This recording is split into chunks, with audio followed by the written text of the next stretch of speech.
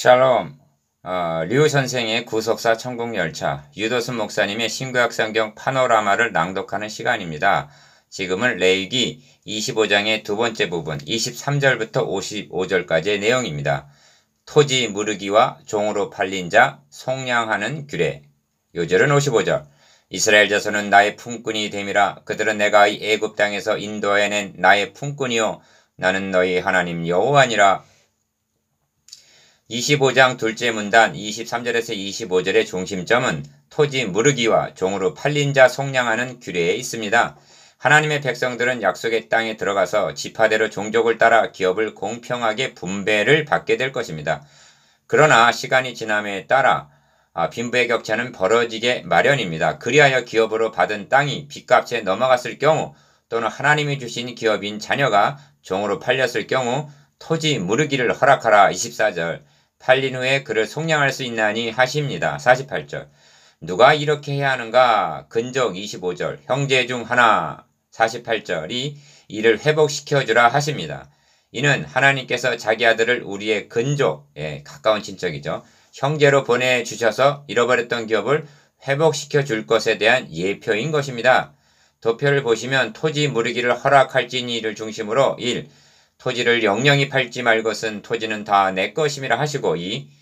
근적이 와서 동적이 판 것을 물을 것이요 3. 또는 신년이 되면 돌려보내라 하십니다. 4. 성벽 있는 가옥과 촌락의 가옥을 팔았을 경우의 규례를 말씀하면서 5. 나는 너희를 애굽 땅에서 인도해낸 너희 하나님 여호와니라 하십니다. 둘째 단어는 비난하게 되어 몸이 팔리거든을 중심으로 6. 너는 그를 종으로 부리지 말라 하시면서 7. 그들은 내가 애굽 땅에서 인도해낸 나의 종이라 하십니다. 8. 이방인에게 종으로 팔렸으면 형제 중 하나가 속하라 하시고 9. 속하지 못하면 신년에 이르러 자유하리라 하십니다. 이렇게 말씀하시는 근거와 핵심은 도표 오른편에 표시된 대로 애굽 땅에서 너희를 인도해낸 너희 하나님 여호와니라. 38절. 애굽 땅에서 인도해낸 바 나의 품꾼인즉. 42절. 내가 애굽 땅에서 인도해낸 나의 품꾼이요 나는 너희 하나님 여호와니라 있음을 놓치지 말아야만 합니다. 55절. 첫째 단원 23절에서 38절 근적이 와서 토지를 물으라. 둘째 단원 39절에서 55절 형제가 종으로 팔린 자를 속량하라. 주제 토지 무르기와 종으로 팔린 자 속량하는 규례. 기억 주님은 말씀하시기를 너희가 성경에서 영생을 얻는 줄 생각하고 성경을 상고하거니와 이 성경이 곧 내게 대하여 증거하는 것이로다 하셨습니다. 요한복음 5장 39절. 참으로 성령께서 그리스도를 증거케 하시려고 어린이라도 깨닫기에 모자람이 없도록 여러 부분과 여러 모양으로 기록해 하신 것을 보게 됩니다. 히브리서 1장 1절. 이는 신구약 시대를 막론하고 자력구원은 불가능하고 오직 그리스도의 구속으로 말미암을 뿐이라는 사실을 인정하는 자라면 이는 당연한 귀결인 것입니다. 다만 말씀을 맡은 자들이 성경을 기록한 목적대로 맡겨주신 의도대로 사용하지 않고 있다는 점이 문제입니다. 니은 레위기는 그리스도를 통하여 이루어지실 복음을 모형, 예표, 그림자 등을 통해서 계속적으로 말씀하고 있습니다.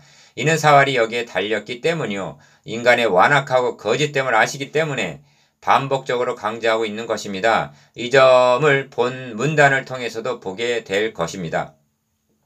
디귿 만일 너희 형제가 가난하여 그 기업 얼마를 팔았으면 그 근적이 와서 동적에 판 것을 물을 것이요 하십니다. 25절.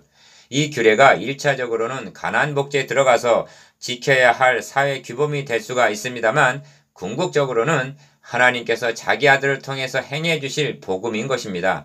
이 점을 레위기의 해설서라 할 수 있는 히브리서를 통해서 설명함이 도움이 될 것입니다. 거룩하게 하시는 자와 거룩하게 함을 입은 자들이 다 하나에서 난지라. 그러므로 형제라 부르기를 부끄러워 아니하시고 합니다. 히브리서 2장 11절. 누가 누구를 형제라 부르기를 부끄러워 아니했는가? 나 하나님의 아들. 히브리서 1장 2절 5절 6절 8절께서 죽기를 무서워함으로 일생에 매어 종노릇하는 모든 자들. 히브리서 2장 15절. 즉 죄값으로 팔려 사탄의 노예가 된 비참한 우리들을 형제라 부르시기를 부끄러워 아니하셨다는 말씀입니다. 이 말씀을 본문을 통해서 보게 되면 이는 체면의 문제가 아니라 책임의 문제임을 인식하게 되는 것입니다. 주님은 이렇게 말씀하시는 셈입니다. 나는 저들의 근적이며 형제요. 저들이 진 빚을 내가 대신 갚고 저들을 속량하겠소. 하나님의 아들이 우리의 형제가 되어주시기 위해서 우리와 같은 몸을 입고 오셨다는 것입니다. 그러므로 저가 범사의 형제들과 같이 되심이 마땅하도다. 이는 하나님의 일에 자비하고 충성된 대제사장이 되어 백성의 죄를 구속하려 하심이라. 히브리서 2장 17절. 이제 분명합니까? 리을. 룻기서의 중심 주제가 기업 물을 자입니다. 모두 12번 등장하는데 무르다 하는 말까지 하면 20번 정도나 됩니다. 그런데 기업 물을 자의 1순위인 아무개는 내 기업에 손해가 있을까 하여 물으지 못하겠노라 합니다. 룻기서 4장 6절. 기업 물을 자가 된다는 것은 희생이기 때문입니다. 아무개는 형제라 부르기를 부끄러워한 것입니다. 그리하여 보아스가 기업 물을 자로 자원하였고 그는 그리스도의 족보에 오르는 영광을 얻게 되었던 것입니다. 미음. 이는 토지에 한정된 규례만은 아닙니다. 보다 소중한 기업인 자식이 팔렸을 경우에도 해당이 됩니다. 그런데 본문을 관찰해보면 참으로 예민한 점이 나타납니다. 이스라엘 동족 상호 간에는 자식을 종으로 삼는 것이 용납이 되지 않습니다. 왜냐하면 그들은 하나님이 값을 지불하고 구속하신 거죠. 사신 하나님의 종들이요. 상호 간에는 동일하게 구속함을 받은 형제들이기 때문이라는 것입니다. 그러나 너희 중에 우고하는 이방인에게 팔렸으면 형제 중 하나가 속하라 하십니다. 얼마나 충족된 계시인가. 첫째 단원 23절에서 38절. 근적이 와서 토지를 물으라. 1. 토지를 영영히 팔지 말 것은 토지는 다 내 것임이라. 너희는 나그네여 우고하는 자로서 나와 함께 있느니라. 23절. 기업, 즉 너희는 주인이 아니요 관리하는 청지기에 불과하다는 말씀입니다. 이 점에서 하나님께서 이스라엘을 선민으로 택하신 목적과 그들에게 가나안 땅을 기업으로 주신 의도에 확고해야만 합니다. 하나님이 이스라엘을 선민으로 택하신 것은 이스라엘의 하나님만 되신다는 뜻이 아닙니다. 하나님은 홀로 유대인의 하나님뿐이시뇨? 또 이방인의 하나님은 아니시뇨? 진실로 이방인의 하나님도 되시느니라 합니다. 로마서 3장 29절. 오직 구원이 유대인에게서 나게 하셔서 요한복음 4장 22절. 천하 만민을 구원하시려는 제사장 나라로 택하신 것입니다. 그들에게 가나안 땅을 주심도 잘 먹고 잘 살아라 하는 뜻이 아니라 그리스도가 탄생하실 땅을 준비하셨음이었던 것입니다. 그리하여 바벨론으로 추방당했을 때에도 남은 자를 예루살렘으로 돌아오게 하셨던 것입니다. 2. 이런 맥락에서 너희 기업의 온 땅에서 그 토지 무르기를 허락할지니 하십니다. 24절. 즉 하나님이 뜻과 섭리가 계셔서 맡겨주신 기업을 잃지 않도록 보존하라는 것입니다. 기업. 만일 너희 형제가 가난하여 그 기업 얼마를 팔았으면 25절 상반절. 이는 빚값으로 팔린 것을 나타냅니다. 이럴 경우 그 근적이 와서 동족에 판 것을 물을 것이요 합니다. 25절 하반절. 여기에 자격이 문제가 됩니다. 근적이어야 하고 능력 있어야 하고 다 자원해야만 합니다. 그런데 이런 근적도 없고 자신이 물을 능력도 없으면 어떻게 해야 하는가? 3. 그 판 것이 희년에 이르기까지 산자의 손에 있다가 희년에 미쳐 돌아올지니 하십니다. 28절 상관전. 기억. 여기 핵심은 돌아오게 된다. 27절, 28절, 28절.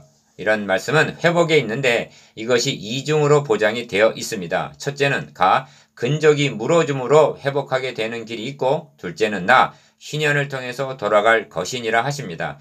이에 대해서 오해하지 말아야 할 점은 근적으로 안 되면 희년으로 해 주시겠다는 둘이 아니라 오직 하나인 그리스도에 대한 예표라는 점입니다. 하나님은 우리를 돌아오게 해 주시겠다는 복음을 확산시켜 주기 위해서 2중 3중으로 보장해 주시는 것입니다. 이는 우리를 기필코 돌아오게 해 주시겠다는 강한 의지를 나타냅니다. 4.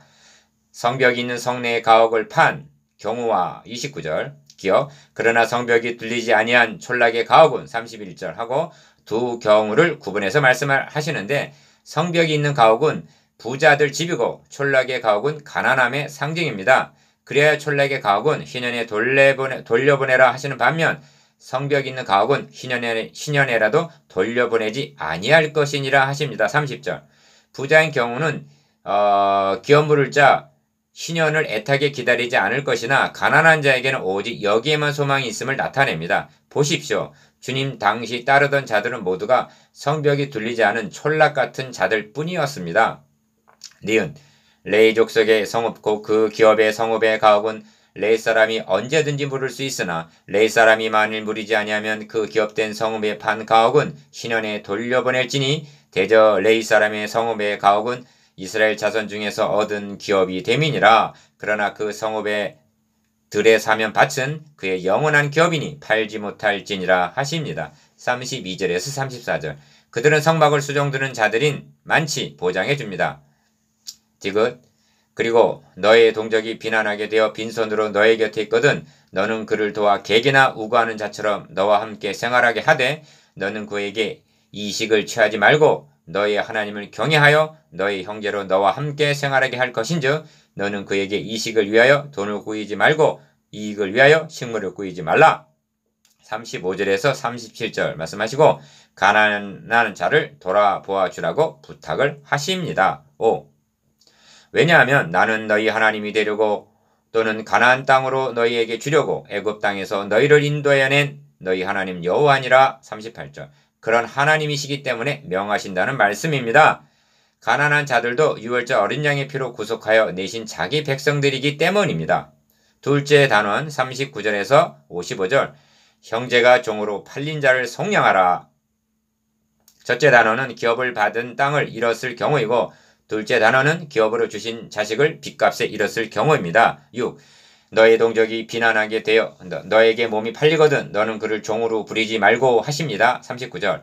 그러면 돌려보내라는 말인가? 아닙니다. 기어 품꾼이나 우고하는 자같이 너와 함께 있게 하여 휘년까지 너를 섬기게 하라. 40절. 그랬다가 휘년이 되면 그때는 그와 그 자녀가 함께 너에게서 떠나 그 본족에게로 돌아가서 조상의 기업을 회복하리라 하십니다. 무슨 뜻인가? 품꾼처럼 일을 시키되 그의 신분을 종으로 여기지 말고 형제로 여기라는 말씀입니다. 니은 이대로 실천한 사람이 있습니다. 바울은 주인에게서 도망을 쳤다가 옥에 갇힌 자신을 만나 구원을 얻게 된 오네시모라는 노예를 주인에게 돌려보내면서 저를 영접하기를 나에게 하듯하라고 부탁을 하면서 이후로는 종과 같이 아니하고 종에서 뛰어나고 사랑받는 형제로 둘 자라 하고 말씀합니다. 빌레몬서 1장 16절에서 17절. 이는 본문에 대한 준행이라 할 수가 있습니다. 7. 왜 이렇게 해야만 하는가? 그들은 내가 애굽 땅에서 인도해낸 바 나의 품꾼인즉 종으로 팔리지 말 것이라. 42절. 즉 비록 빚값으로 사고 팔린 몸이지만 하나님이 값을 주고 사신 구속 하나님의 종이요 자녀이기 때문이라는 것입니다. 기억. 이 점을 신약성경에서는 너희는 값으로 사신 것이니 사람들이 종이 되지 말라 하십니다. 고린도전서 7장 23절. 바울이 이렇게 말한 대상은 당시에 노예 계급을 두고 한 말씀입니다. 그러면 당장 도망치란 말인가? 아닙니다. 몸은 노예지만 영적 신분은 하나님의 자녀라는 정체성은 망각하지 말라는 격려입니다. 갈라디아에서는 그리스도께서 우리로 자유케 하려고 자유를 주셨으니 그러므로 굳세게 서서 다시는 종의 멍에를 매지 말라 하십니다. 갈라디아서 5장 1절. 그러므로 너는 그를 엄하게 부리지 말고 너희 하나님을 경외하라 하십니다. 43절. 즉 너 자신도 하나님이 값을 주고 사신 종임을 잊지 말라는 말씀입니다. 이 점을 신약성경에서는 상전들아 너희도 저희에게 이와 같이 하고 공갈을 그치라. 이는 저희와 너희의 상전이 하늘에 계시고 그에게는 외모로 사람을 취하는 일이 없는 줄 너희가 알미니라 하십니다. 에베소서 6장 9절. 지금 너희 종은 남녀를 물어나고 너희 사면 이방인 중에서 취할지니 남녀 종은 이런 자 중에서 살 것이며 또 너희 중에 우고한 이방인의 자녀 중에서도 너희가 살 수 있고 또 그들이 너희 중에 살아서 너희 땅에서 가정을 이룬 그 중에서도 그리 할 수 있은즉 그들이 너희 소유가 될지니 너희는 그들을 너희 후손에게 기업으로 주어 소유가 되게 할 것이라. 이방인 중에서는 너희가 영원한 종을 삼으려니와 너희 동족 이스라엘 자손은 너희 피차 엄하게 부리지 말지니라 하십니다. 44절에서 46절. 리을. 이 말씀을 피상적으로 보면 인종차별로 여길 수가 있으나 3번이나 언급하는 이방인이라는 말을 유념하시기를 바랍니다. 언약 안에 있는 자와 언약 밖에 있는 자, 신자와 불신자의 차이를 영적 논리로 하시는 말씀입니다. 그러므로 영원한 종을 삼으려니와 46절 라는 묘사는 기업 물을 자인 그리스도를 배척하는 불신자들의 영적 상태를 암시해주는 말씀입니다. 8. 너희 중에 우고하는 이방인은 부유하게 되고 그 곁에 사는 너희 동족은 비난하게 되므로 너희 중에 우고하는 그 이방인에게나 그 족속에게 몸이 팔렸으면 47절.